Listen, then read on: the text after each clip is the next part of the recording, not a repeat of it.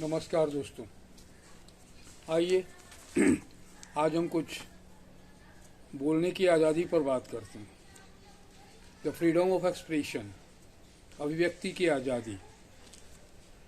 हमेशा से निज़ाम के खिलाफ बोलने पर पाबंदी लगाई जाती रही है। इसका इतिहास 2500 साल पीछे तक जाता है, जब सुकरात को जहर पीने की सज़ा दी गई थी।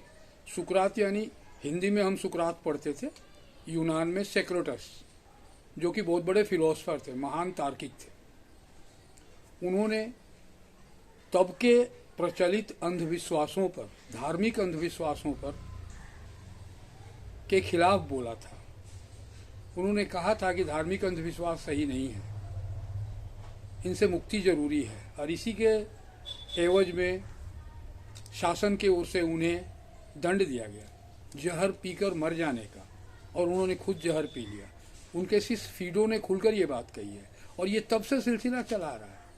हम राजतंत्र से होते हुए आज प्रजातंत्र तक आ गए, मगर सिलसिला आज भी जारी है। अब देखिए ना, उसके बाद आज से 110 या 12 साल पहले अंग्रेजों का ज़माना, मिदनापुर के मेले में एक 17-18 साल का युवक एक अखबार बेच रहा था। अखबार का नाम था सोनार बांग्ला। अखबार में अंग्रेजों द्वारा भारत के लूट खसोट की पूरी कहानी थी। जैसे ही पुलिस और सिपाहियों को ये पता चला, उस लड़के को गिरफ्तार कर लिया गया और 6 महीने के लिए जेल में डाल दिया गया। जेल में जाने के बाद वो लड़का रिएक्शन के तौर पर और भी ज़्यादा अंग्रेजों के खिलाफ एक्टिव हो गया। इतना एक्टिव हुआ कि 19 साल के उम्र में उसे फांसी की सज़ा हुई। और जहाँ तक मुझे याद है, मैं दावा नहीं करता, जहाँ तक मुझे लगता है कि स्वाधीनता संग्राम की पहली फांसी थी। जानते हैं वो शहीद कौन था? वो था अमर शहीद खुदीराम बोस। इसके बाद 1914 एनी विसेंट ने एक अंग्रेजी अखबार निकाली यहाँ, नाम था न्यू इंडिया। मगर उस अखबार की विचित्रता ये थी कि उस अंग्रेजी अखबार में प्रतिदिन एक कॉलम हिंदी का आता था, एक कॉलम हिंदी का होता था। विचित्र बात थी ना। और उस हिंदी कॉलम में या पूरे अखबार में, वो अखबार क्या था? आग का गोला था अंग्रेजों के खिलाफ, साम्राज्यवादियों के खिलाफ आग का गोला था, जिसके कारण अंग्रेजों ने उस अखबार का जमानत 2-2 बार जब्त कर लिया। एक बार 10,000 का, एक बार 20,000 रुपये का। फिर भी एनी बिसेंट नहीं मानी। और साथ ही साथ एनी बिसेंट तब भारत में बीवी बसंती के नाम से मशहूर और लोकप्रिय हो रही थी। बीवी बसंती लोगों के दिल दिल में बसी हुई थी। अंग्रेजों को ये देखा नहीं गया। उन्होंने 1915 में बीवी बसंती यानी एनी बिसेंट को गिरफ्तार कर लिया। ये चलता आ रहा है इतिहास। अंग्रेजों के ज़माने में वी शांताराम ने मूक फिल्मों के दौर में, जब फिल्में बोलती नहीं थी, एक फिल्म बनाई जिसका नाम उन्होंने रखा स्वराज तोरण। मगर टाइटल में स्वराज शब्द जो था, ये अंग्रेजों को रास नहीं आया। उन्होंने उस फिल्म को जब्त कर दिया। बाद में वी शांताराम को मजबूर होकर उस फिल्म का नाम बदलना पड़ा, और वो फिल्म बाद में रिलीज हुई उदय काल के नाम से। इसी तरह कमोवेश ये होता चला आ रहा है। अभी ये घटना 1969 की है। 1969 में ब्रिटेन से एक लड़की मेरी टाइलर हिंदुस्तान आती है अपने मित्र अमलेंदु सेन से मिलने के लिए। अमलेंदु सेन से उसकी मुलाकात पश्चिम जर्मनी में हुई थी।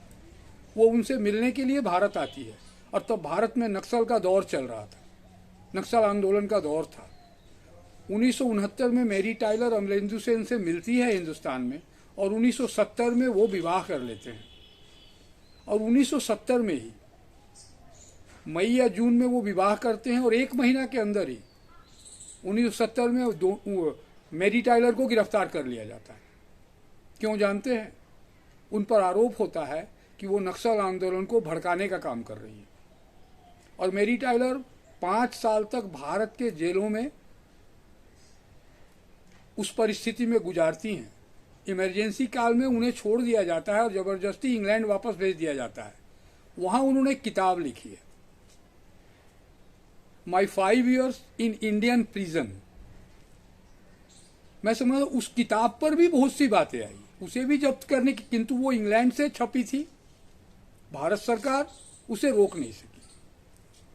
तो ये स्थिति है कमोबेश बोलने की आज़ादी पर। राजतंत्र से प्रजातंत्र तक आने के बावजूद भी हमें कमोबेश कहीं ना कहीं व्यवधान आता है। हम खुलकर जो कहना चाहते हैं कह नहीं सकते। अब मैं जो अभी आपसे बात कर रहा हूं, मैं भी बहुत कुछ सोच समझ कर ही बोल रहा हूं। ऐसा होता है, क्यों ऐसा है? मैं चाहता हूं हमारी भावी पीढ़ियां, जो आने वाले बच्चे हैं, वो तो खुलकर बोलें। और हम मशगूल हैं क्रिकेट देखने में, आईपीएल में डूबे हुए हैं। इसके बाद और भी बहुत सा एंटरटेन करके, मैं जो ये वीडियो दे रहा हूं इसमें एंटरटेनमेंट नहीं है। मैं जानता हूं इसे देखने वाले दर्शक बहुत ही कम होंगे, फिर भी मैं चाहता हूं कि जो चंद लोग ही इसे देखें, कम से कम भावी पीढ़ियों के लिए इसे संजोएं। इस तरह की बहुत सी बातें। अंग्रेजी जमाने में एक नज्म थी जानिसार अख्तर साहब की, उस नज्म को जब्त कर लिया गया। न उसे पढ़ने की आज़ादी थी, न छापने की, न लिखने की। मैं चाहता हूं कि वो नज्म मैं कम से कम पढ़कर आपको सुना दूं। देखिए उस नज्म में क्या है। मैं चाहता हूं कि ये नज्म आप सुने। उसे बंद किया गया था। मैं आपसे आज्ञा लेकर इसे पढ़कर सुना रहा हूं, क्योंकि ये मेरे मेमोरी में नहीं है, काफ़ी पहले की पढ़ी हुई है। जानिसार अख्तर साहब लिखते हैं कि मैं उनके गीत गाता हूं, मैं उनके गीत गाता हूं जो साने पर बगावत का अलम लेकर निकलते हैं, किसी जालिम हुकूमत के धड़कते दिल पे चलते हैं। मैं उनके गीत गाता हूं, मैं उनके गीत गाता हूं जो रख देते हैं सीना गर्म तोपों के दहानों पर, नज़र से जिनकी बिजली कौंधती है आसमानों पर। मैं उनके गीत गाता हूं, मैं उनके गीत गाता हूं जो आज़ादी की देवी को लहू की भेंट देते हैं, सदाकत के लिए जो हाथ में तलवार लेते हैं।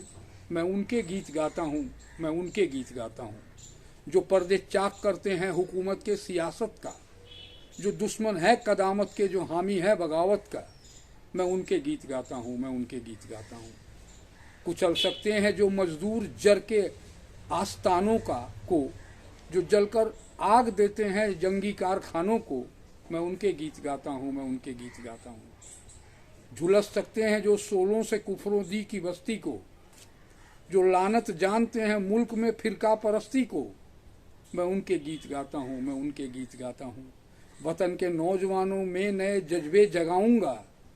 मैं उनके गीत गाऊंगा, मैं उनके गीत गाऊंगा, मैं उनके गीत गाऊंगा, मैं उनके गीत गाऊंगा।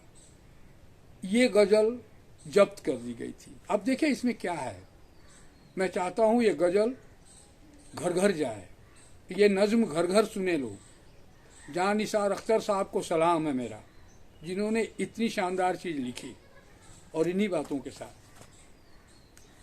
मैं अपनी बात खत्म करने से पहले एक निवेदन करता हूं कि एक मंच तो हो, जिस मंच पर ऐसे लोग जुटें जिन्हें बोलने की इच्छा है और जो बोल नहीं सकते। आज भी कमोबेश वही स्थिति है।